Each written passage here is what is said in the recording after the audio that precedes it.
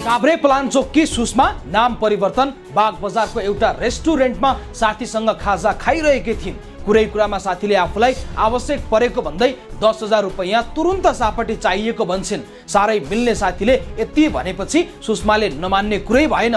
उनले तुरुन्त रेस्टुरेन्टमा रहेको फ्री वाइफाई कनेक्ट गरिन् र साथीलाई पैसा ट्रान्सफर गरिन्। खाजा खाएर नसकिँदै उनको मोबाइलमा उनको थप पैसा पनि काटिएको मेसेज आयो। उनी आत्तिइन्। फेरि अर्को पैसा काटिएको मेसेज आयो। ओहो, मेरो खाता ह्याक त भएन भनेर उनले सोधी खोजी गरिन्। आफ्नो खातामा रहेको पैसा आफूले चिन्दै नचिनेको मान्छेको खातामा ट्रान्सफर भएको पत्ता लागेपछि उनी प्रहरीमा पुगिन्। नभन्दै उनको खाता ह्याक भएको रहेछ र यसको कारण फ्री वाइफाईको इन्टरनेट चलाएर रकम ट्रान्सफर गर्दा ह्याकरले उनले हालेको विवरण ह्याक गरी रकम चोरेको रहेछ। काठमाडौँ करिश्मा नाम परिवर्तनको हकमा त झनै ठूलो घटना घट्यो। उनले ललितपुरमा रहेको उनको घरको छिमेकीले जोडेको फ्री वाइफाई कनेक्ट गरेर इन्टरनेट चलाउँथिन्।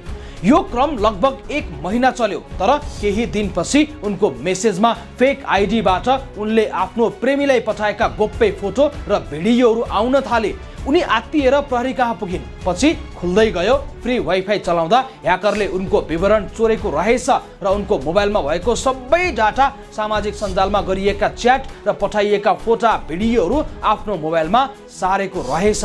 यी त 2 प्रतिनिधि उदाहरण मात्रै हुन्। फ्री वाइफाई चलाएकै कारण पछिल्लो समय धेरैको बैंक खाता ह्याक भइरहेको छ, धेरैको सामाजिक सञ्जाल ह्याक भइरहेको छ र यसबाट बस्न तपाईँ हामी सतर्क हुन जरुरी छ। यस्तो कसरी हुन्छ पहिला यो बुझौँ। फ्री वाइफाई प्रयोग गर्दा तपाईको बैंक खाता वा तपाईको मोबाइल नै पुरै ह्याक हुने केही प्राविधिक कारणहरू छन्। ह्याकरले सुरुमा फ्री वाइफाई छोड्छ, त्यसमा तपाईँ कनेक्ट हुने बित्तिकै ह्याकरले तपाईको मोबाइलमा म्यान इन द मिडल अर्थात् MITM आक्रमण गर्छ।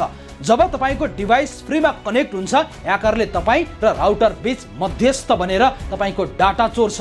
यो डाटा चोरी गर्ने काम कसरी हुन्छ भने ह्याकरले स्पुफिङ गरी वाइफाई एक्सेस पोइन्ट अर्थात् AP को नक्कल बनाउँछ।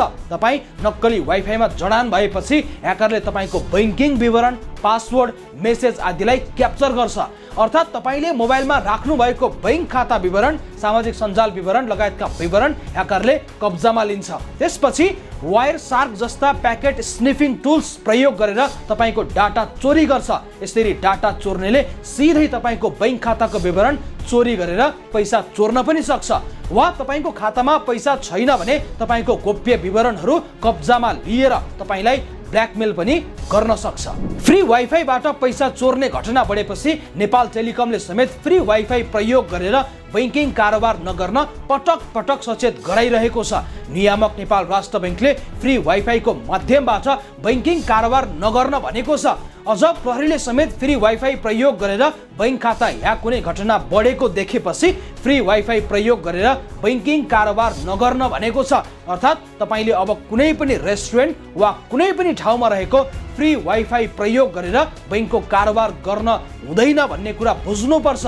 अब तपाईको प्रश्न होला के त्यसो भए बैंकिङ कारोबार गर्दा डाटा नै चलाउने हो त? यसको सिधा उत्तर हो। यदि तपाईले एकदम विश्वास गरेको इन्टरनेट कनेक्सन छ भने मात्रै तपाईले सो वाइफाईबाट बैंकिङ कारोबार गर्न सक्नुहुनेछ। तर घर वा अफिस बाहिर हुनुहुन्छ भने तपाईका लागि सबैभन्दा बढी सुरक्षित उपाय भनेको डाटा नै प्रयोग गर्ने हो। फ्री वाइफाई प्रयोग गर्दा तपाईको बैंक खाता वा मोबाइल नै ह्याक हुन्छ भने अब के गर्ने त? यसका सरल उपायहरू छन्। नम्बर 1, सकेसम्म मोबाइल डाटा चलाउनुहोस्। रेस्टुरेन्ट वा सार्वजनिक स्थानमा वाइफाई चलाउनुको साटो 20 रुपैयाँको लोभ नगरी डाटा लिने बिल तिर्ने गर्नुपर्छ। नेपाल टेलिकम वा एनसेलको डाटा त्यति महँगो पनि छैन जति महँगो पर्न सक्छ तपाईलाई फ्री वाइफाई प्रयोग गर्दा तपाईको खाता ह्याक भएपछिको स्थिति। त्यसैले सचेत बनौँ। नम्बर 2, मेला महोत्सवहरूमा छोडिएका फ्री वाइफाई त झनै चलाउनै हुन्न। यसमा त झनै तपाईको बैंक खाता रित्तिने सम्भावना बढी हुन्छ। नम्बर 3, यदि तपाईको कार्यालयका कोही कर्मचारी, त्यसमा पनि आईटी का कर्मचारीको पारा ह्याकरको जस्तो छ भने सकेसम्म कार्यालयको वाइफाई पनि मोबाइलमा कनेक्ट नगर्नुहोस्। यहाँ छोराछोरीका लागि बाउ र बाउका लागि छोराछोरी त दुश्मन हुन्छन् भने प्राय अफिसमा तपाईले राम्रो गरेको देखि नसहने कर्मचारीको तपाईले विश्वास गर्नु घातक हुन सक्छ। यदि तपाईले अफिसको वाइफाई प्रयोग गर्नुहुन्छ र सो वाइफाई असुरक्षित छ भने तपाईको मोबाइलमा हुने प्रत्येक गतिविधि उसले ट्र्याक गर्न सक्छ।